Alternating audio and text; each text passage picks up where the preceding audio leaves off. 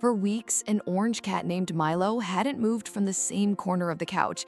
He didn't eat much, he didn't play, he just stayed there, still, quiet, slowly disappearing.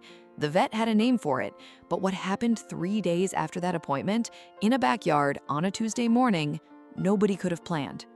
Milo had always been the kind of cat who owned every room he walked into, bold, opinionated, and absolutely certain that every warm surface in the house belonged to him.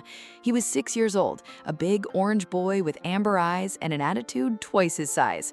For years, he had been Sarah's entire world, and she had been his. But sometime in the early months of that year, something shifted. Slowly at first, then all at once. Milo stopped greeting her at the door. He stopped jumping onto the kitchen counter to supervise breakfast. He stopped doing all the small, ridiculous things that had made the house feel alive. Instead, he found a corner of the couch and made it his permanent address. Day after day, week after week. Sarah told herself he was just tired. Cats sleep a lot. Cats have moods. She told herself a lot of things. Then came the afternoon she noticed how carefully he moved when he finally did get up. Not lazy, careful, like every step required a quiet negotiation with his own body. She had an appointment booked within the week.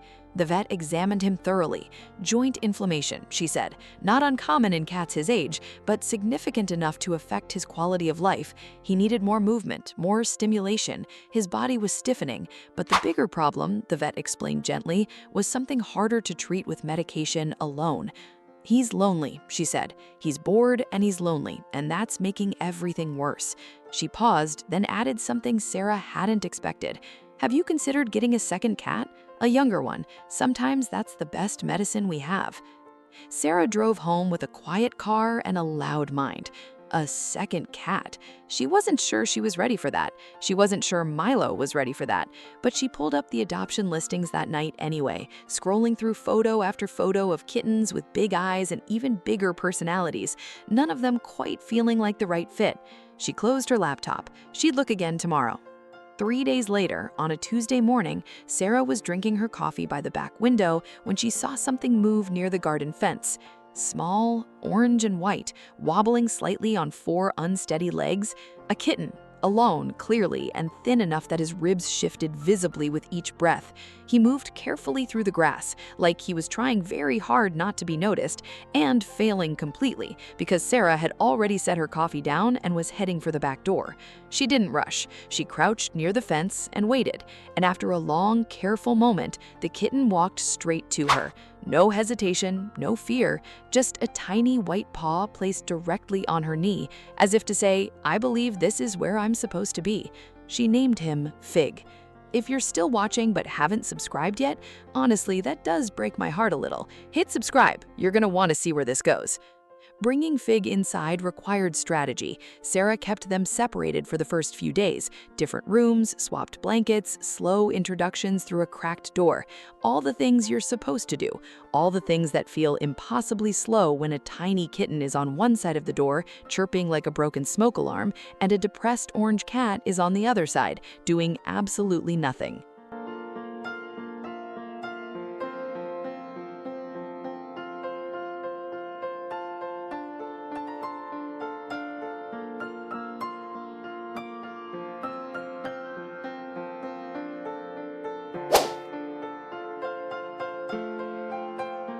On the 4th day, she opened the door. Milo, from his corner of the couch, opened one eye. Fig, from across the room, spotted him immediately and began making his way over with the kind of absolute confidence that belongs only to very small creatures with no sense of self-preservation. He climbed directly onto the couch. He walked directly up to Milo, and then he sat down approximately 4 inches from Milo's nose and stared at him. Milo stared back. Neither of them moved for a long moment, and then Fig, apparently satisfied that the introduction was complete, turned a small circle and lay down against Milo's side like he had always been there. Something about that, the nerve of it, the tiny, complete certainty of it. Milo didn't move away. The change didn't happen overnight. It never does, but it happened. By the end of the first week, Milo had moved from the couch corner to the window ledge. Not much, but it was movement, and it was his own idea. By the second week, he was watching Fig tear across the hallway at full speed, ears flat, chasing something invisible, and there was something in Milo's expression that hadn't been there in months: interest. By week 3, he was following Fig, slowly, carefully, on joints that still ached, but following, down the hall, around the kitchen, into patches of afternoon sun that he had stopped seeking out on his own. Fig, for his part, seemed to understand none of this and all of it simultaneously. He didn't try to fix Milo, he just refused to leave him alone. He slept pressed against him every night. He brought toys, occasionally directly onto Milo's face. He chirped at him constantly, as if delivering very important updates about the state of the house. Stories like this one don't get told enough. If this is making you feel something, this is exactly why we make these videos. Milo started eating better. He started grooming himself again, something Sarah hadn't realized he'd stopped doing until he started again.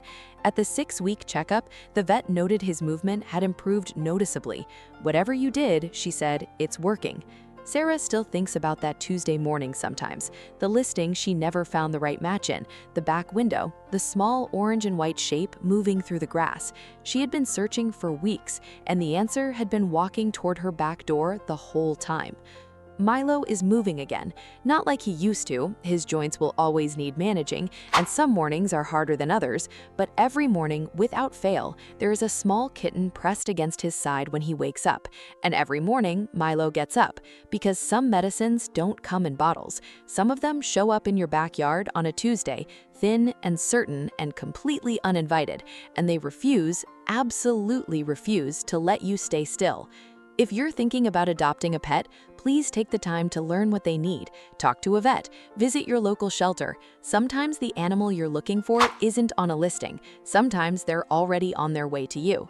Was this love from the very first moment, or did Fig simply refuse to accept anything less? Tell me what you think in the comments.